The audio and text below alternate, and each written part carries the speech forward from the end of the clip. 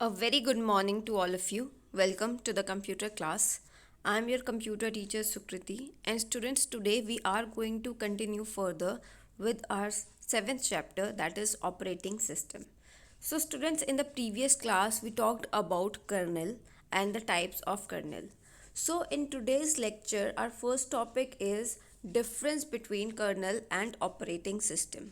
Okay, now operating system is framework program that keeps running on the PC to give an interface to the PC client so that they can undoubtedly work on the PC.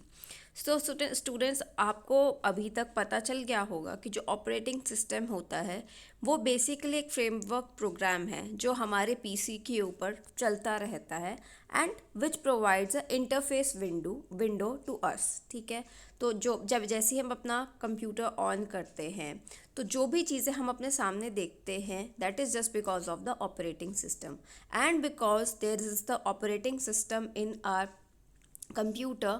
तो उसी वजह से हम अपने PC के साथ बहुत easily interact कर सकते हैं. Now kernel is an additionally a framework program that controls all projects running on the PC. तो इसी तरीके से कर्नल भी एक एक्स्ट्रा फ्रेमवर्क प्रोग्राम है जो आपके पीसी के ऊपर सारे प्रोजेक्ट्स को कंट्रोल करता है. Kernel is fundamentally an extension amongst programming and equipment of the framework. तो जैसे हमारे पास पीसी में डिफरेंट प्रोग्रामिंग होते हैं, डिफरेंट इक्विपमेंट्स होते हैं, तो कर्नल भी एक तरीके से एक एक्सटेंशन ही है इस फ्रेमवर्क का. The fundamental contrast that recognizes kernel and operating system is that operating system is the bundle of information and programming that deals with the assets of the system, and the kernel is the imperative program in the operating system. So as all of you know that जो हमारा operating system है that is a huge chunk of information, or you can say it's a bundle of information and programming. ठीक है, तो that is a bundle of information and programming which deals with the properties of the system and you can say different assets of the system. लेकिन जो हमारा kernel है उसी के अंदर एक बहुत इम्पॉर्टेंट प्रोग्राम है.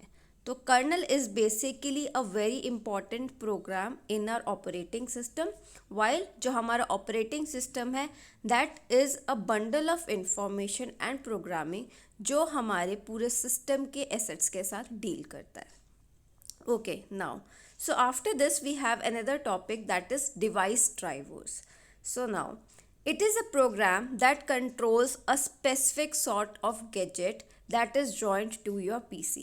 सो स्टूडेंट जनरली क्या होता है कि कोई भी डिवाइस हम अपने पीसी के साथ कनेक्ट करते हैं तो उस ड्राइवर के साथ इंटरैक्ट करने के लिए हमें डिवाइस ड्राइवर्स की ज़रूरत पड़ती है.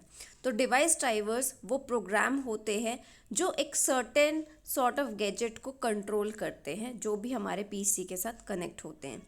So there are device drivers for displays, printers, hard disk, mouse, keyboard, CD-ROM, diskette drives, etc. So जो भी डिवाइस ड्राइवर्स होते हैं हमारे पास वो अलग अलग डिवाइस ड्राइवर्स हो सकते हैं, जैसे कि जो कि हमारे डिस्प्ले करने के लिए यूज़ होते हैं, या फिर प्रिंटर्स के साथ आपके पास डिवाइस ड्राइवर्स होते हैं, हार्ड डिस्क के डिवाइस ड्राइवर्स हो सकते हैं, mouse, keyboard, CD-ROM, Diskit drives. ठीक है, सो जो भी हम एक्सटर्नल डिवाइसेस यूज़ करते हैं अपने पीसी के साथ तो उनके लिए हमारे पास डिवाइस ड्राइवर्स होते हैं. Now, when you purchase an operating system, numerous device drivers are incorporated within it. तो जब भी हम कोई ऑपरेटिंग सिस्टम या कोई भी हम जब सिस्टम खरीदते हैं तो जनरली क्या होता है कि उसके अंदर डिवाइस ड्राइवर्स ऑलरेडी इनबिल्ट आते हैं. In any case, in the event that you later purchase another sort of device that the OS didn't envision, you will need to put the new device driver into the computer system. तो क्या होता है कि ऐसा होता है कि अगर सपोज़ कीजिए कि आपने कोई एक ऐसा नया डिवाइस ख़रीदा जो आपका OS डिटेक्ट नहीं कर पा रहा, तो आपको क्या करना पड़ता है, आपको एक वहाँ पर एक न्यू डिवाइस ड्राइवर को इनकॉर्पोरेट करना पड़ता है अपने कंप्यूटर सिस्टम के अंदर. The basic function of device driver is to change general instruction of OS to some specific instruction that the device could understand. तो हमारा जो फंक्शन है डिवाइस ड्राइवर का वो सिर्फ इतना है कि हम अपने पर्टिकुलर OS की जनरल इंस्ट्रक्शंस को कुछ स्पेसिफिक इंस्ट्रक्शंस में चेंज कर दे, ताकि जो भी डिवाइस हमने कनेक्ट करा है वो ईजिली उस पर्टिकुलर चीज़ को हैंडल कर सके या फिर ईजिली उस पर्टिकुलर चीज़ को डिटेक्ट कर सके. Now there are additionally virtual device drivers, which are devices driver parts that empower, coordinate and correspond between a hardware gadget and an application. तो हमारे पास कुछ virtual device drivers होते हैं जिनका रोल क्या होता है, ताकि वो हमारे पर्टिकुलर हार्डवेयर गैजेट और एप्लीकेशन के बीच में एक इंटरफेस प्रोवाइड कर सकें. Now they help to deal with the information stream to empower numerous applications to get similar hardware equipment without a contention. Okay, now in Windows OS, software file corresponding to device driver has extension DLL और EXE. तो हमारा Windows operating system के अंदर जो device driver होता है उनकी extension होती है या तो DLL या फिर EXE. एंड जो हमारे पास वर्चुअल डिवाइस ड्राइवर होता है उसकी एक्सटेंशन होती है VXT. Okay, now it is fundamental that a PC have the right drivers for every one of its parts to keep the system running proficiently. तो जो भी हमारा PC होता है उसके अंदर हमारे पास करेक्ट टाइप ऑफ ड्राइवर्स होते हैं, ताकि हम जो भी पार्ट्स उसके साथ कनेक्ट करते हैं तो वो पार्ट्स हमारे सिस्टम के साथ बहुत एफिशिएंटली रन कर सकें.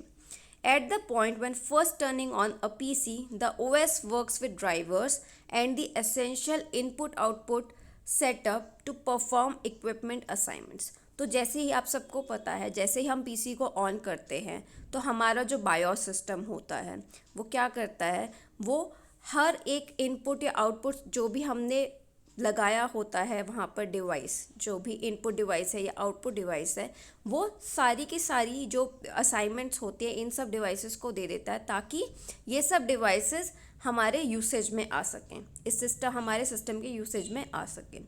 और इन पर्टिकुलर डिवाइस ड्राइवर्स के बीच में के बिना हमारा जो ओएस है वो हमारे इन इनपुट आउटपुट गैजेट्स के साथ काम नहीं कर सकता. It can not interact with all these input output gadgets without a device driver. So that's why the device driver is very important for our proper functioning of the input output devices.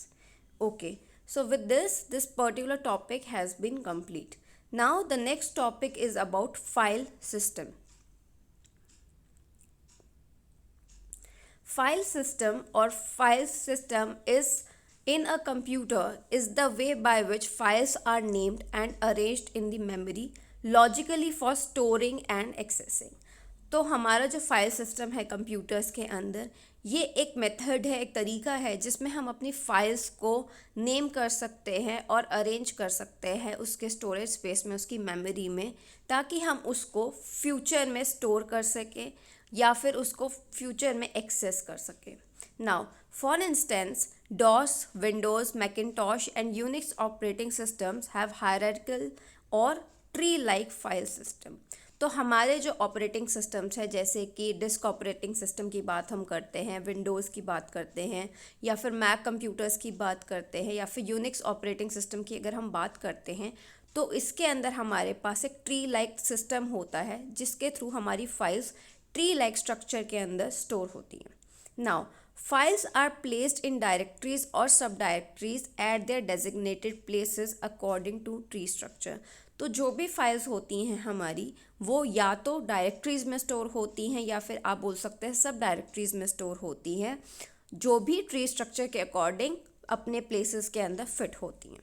Now file systems determine traditions for naming files or document, including the greatest number of characters in a name, which characters can be utilized, and in a few systems to what extent the document name extension can be.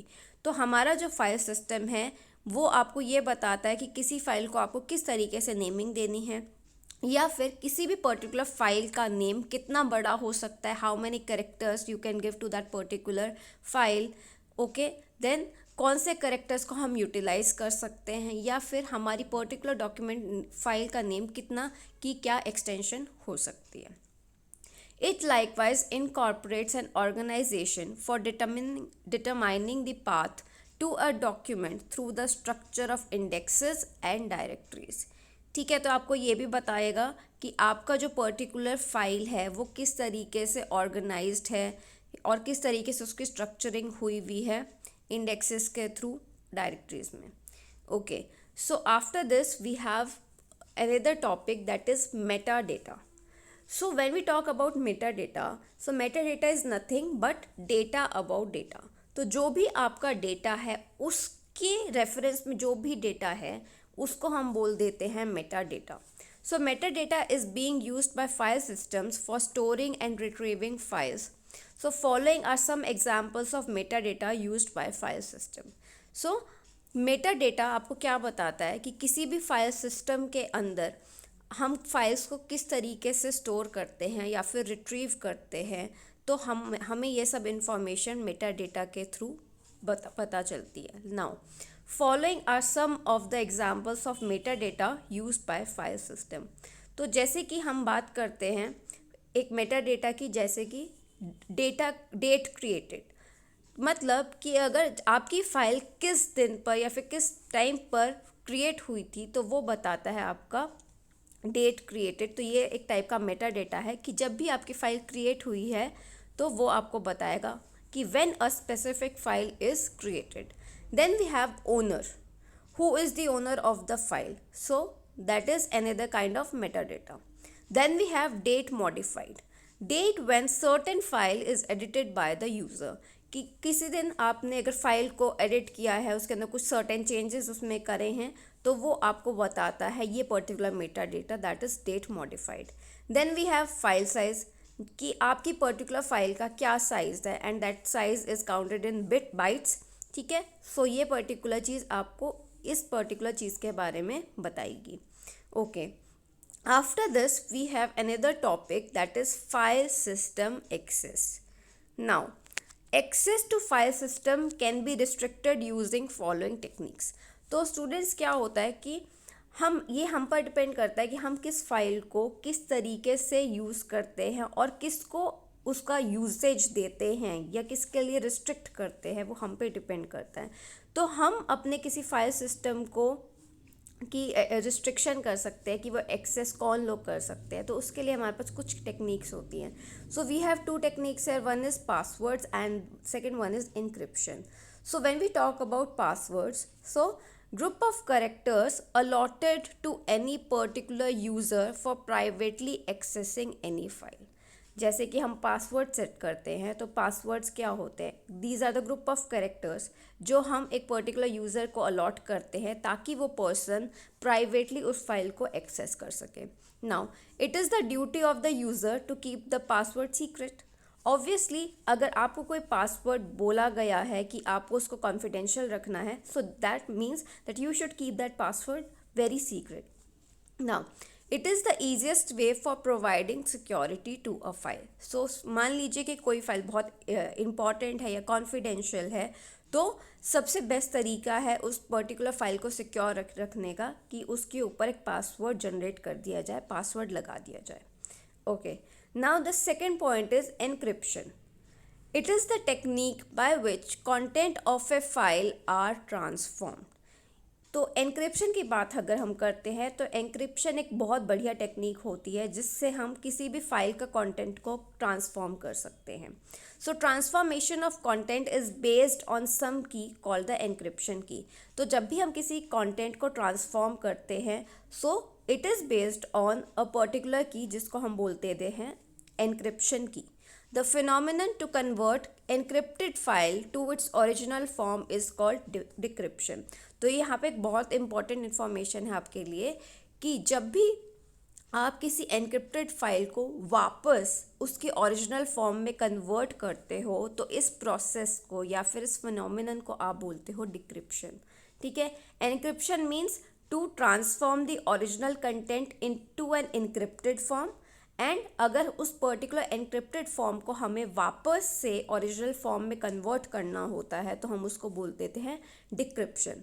Now only authorised user with required encryption की can access the file.